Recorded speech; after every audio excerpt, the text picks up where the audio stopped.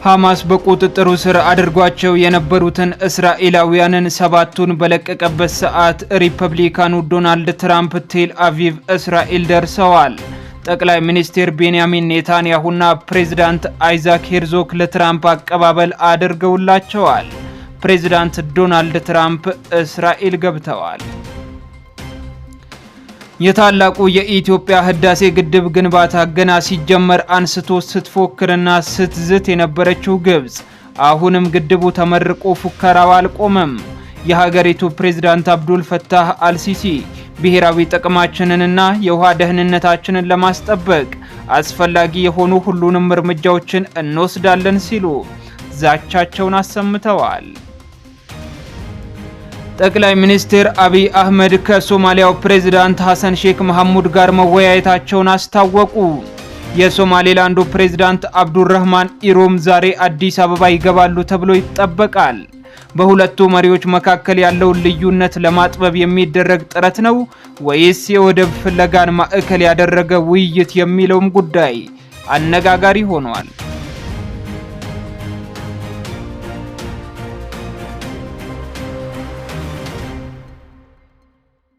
ጤና ይስጥልኝ ክቡራትና ክቡራን አድማጭ ተመልካቾቻችን እንደምን ቆይታችኋል? ከአሃዱ ኒውስ የዕለቱን መረጃዎቻችንን ይዘን ቀርበናል። ለሰዓቱ ያልናቸውን አንኳር ርዕሰ ጉዳዮች ከላይ ያስተዋወቅናችሁ ናቸው። እነዚህንና ሌሎችንም መረጃዎችን በዚህን ሰዓት የመረጃ ጊዜ አብራችሁን ብትቆዩ ታደምጣላችሁ። እስከ ፍጻሜው አብራችሁን ቆዩ እያልን ወደ መረጃዎቹ እንሻገራለን። 2 ዓመት በፊት መስከረም 26 ቀን 2016 ዓመተ ምህረት ሐማስ በምዕራብ እስራኤል ድንገተኛ ጥቃትን ፈጽሞ 1200 ሰዎችን ከገደለና 251 አግቶ ከወሰደ በኋላ እስራኤል በጋዛ መጠነ ሰፊ ወታደራዊ ዘመቻን አካሂዳለች። በዚህ ወታደራዊ ዘመቻም 67000 ፍልስጤማውያን ሲገደሉ ከእነዚህ መካከልም 18000 ያህሉ ህፃናት መሆናቸውን በሐማስ የሚመራው የጤና ሚኒስቴር አስታውቋል።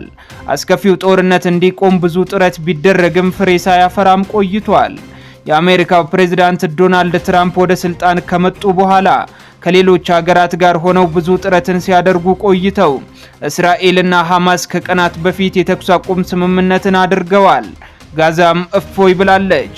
በመጀመሪያው ስምምነት መሰረትም ሐማስ ያገታቸውን እስራኤላውያንን ይለቃል፣ እስራኤልም አጉራ ያሰረቻቸውን ፍልስጤማውያንን ትለቃለች።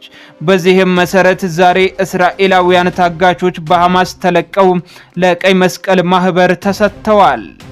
ቀጣይ የሰላም እቅዱ ላይ ድርድር የሚደረግባቸው ጉዳዮችም ጋዛን ማን ያስተዳድራታል፣ የእስራኤል ወታደሮች አካባቢውን ለቀው ይውጡ፣ የሐማስ ትጥቅ መፍታት የሚሉት ከስምምነት ለመድረስ አስቸጋሪ ነጥቦች ይሆናሉ ተብሎ ይጠበቃል። በሌላ በኩል ዶናልድ ትራምፕ እስራኤል ገብተዋል። ቴል አቪቭ ሲደርሱ የእስራኤሉ ጠቅላይ ሚኒስትር ቤንያሚን ኔታንያሁ ተቀብለዋቸዋል። ትራምፕ እስራኤል ለመሄድ ወደ ኤርፎርስ ዋን አውሮፕላን እየተሳፈሩ እያለ የተኩስ አቁሙ እንደሚጸናና በጋዛ በፍጥነት የሰላም ቦርድ እንደሚቋቋም ተናግረዋል።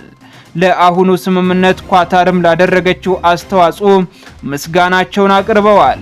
በጋዛ ጦርነቱ አክትሟል ሲሉ የተደመጡት ትራምፕ ጋዛን ይጎበኙ እንደሆነ ሲጠየቁ ቢያደርጉት ደስተኛ መሆናቸውን ተናግረዋል።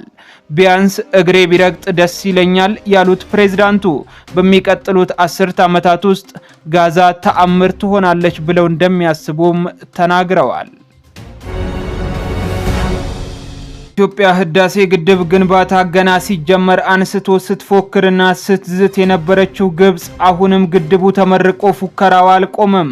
የሀገሪቱ ፕሬዝዳንት አብዱል ፈታህ አልሲሲ ብሔራዊ ጥቅማችንንና የውሃ ደህንነታችንን ለማስጠበቅ አስፈላጊ የሆኑ ሁሉንም እርምጃዎችን እንወስዳለን ሲሉ ዛቻቸውን አሰምተዋል።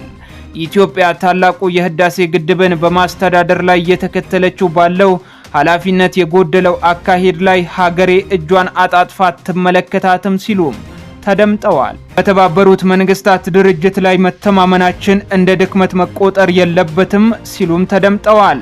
ፕሬዝዳንቱ ባልተመጣጠነ የውሃ ፍሰት የታችኛው ተፋሰስ ሀገራት ላይ ጉዳት እየደረሰ ነው ሲሉም ተናግረዋል።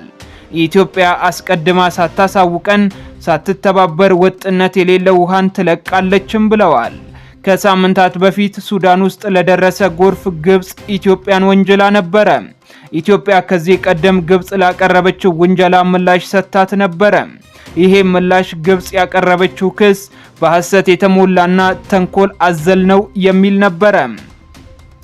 ግብጽ የግድቡ መሰረት ሲቀመጥ ነው ፉከራና ዛቻን ማሰማት የጀመረችው። ሀገሪቱ እንዲሁ እንደፎከረች እስካሁን ያለች ሲሆን በተደጋጋሚም ነይ ወደ ስምምነት ግቢ ብትባልም ስምምነትን ሳታደርግ ቀርታለች። የፉከራና ዛቻ መግለጫዎችን እየሰጠች ግድቡ የተመረቀ ሲሆን አሁንም ቢሆን ግን ከመፎከር ወደ ኋላ አላለችም። ግብጽ ግድቡ እንዳይሰራ ኢትዮጵያ ድጋፍ እንዳታገኝ ዘመቻ ከማድረግ ባለፈ በሀገር ውስጥ ያለውን የፖለቲካን አለመረጋጋት በመጠቀም እንዲሁም ለምዕራባውያን ሰዎች ጉቦ ጭምር በመስጠት ስራው እንዲደናቀፍ ጥረት ማድረጓ የአደባባይ ሚስጥር ነው።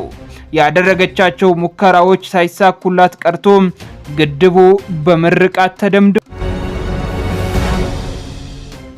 ጠቅላይ ሚኒስትር ዶክተር አብይ አህመድ ከሶማሊያው ፕሬዝዳንት ሐሰን ሼክ መሐሙድ ጋር መወያየታቸውን አስታወቁ።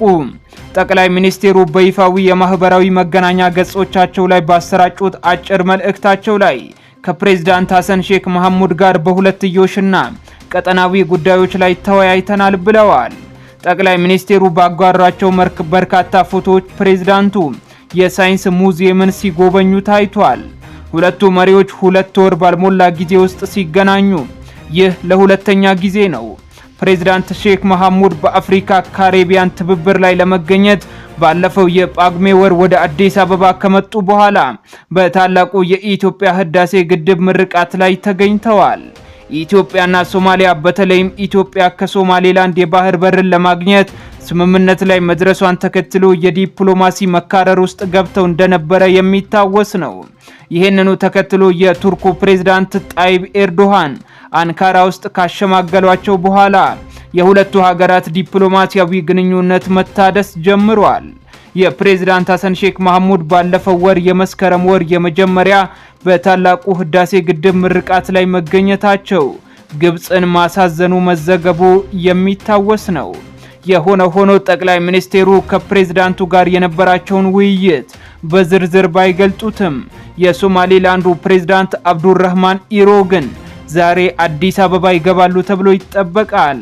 በትናንትናው ዕለት የሶማሊያው ፕሬዝዳንት በአዲስ አበባ ድንገተኛ ጉዞን ማድረጋቸው የሚታወቅ ነው።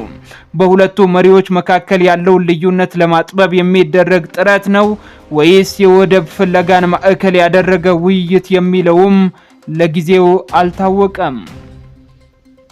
ክቡራትና ክቡራን አድማጭ ተመልካቾቻችን ለሰዓቱ ያልናቸው አጫጭር መረጃዎቻችን እስካሁን ያደመጣችኋቸውን ይመስሉ ነበር። ከሰዓታት በኋላ በሌሎች መረጃዎች እንገናኛለን። ሰናይ ቆይታ ይሁንላችሁ።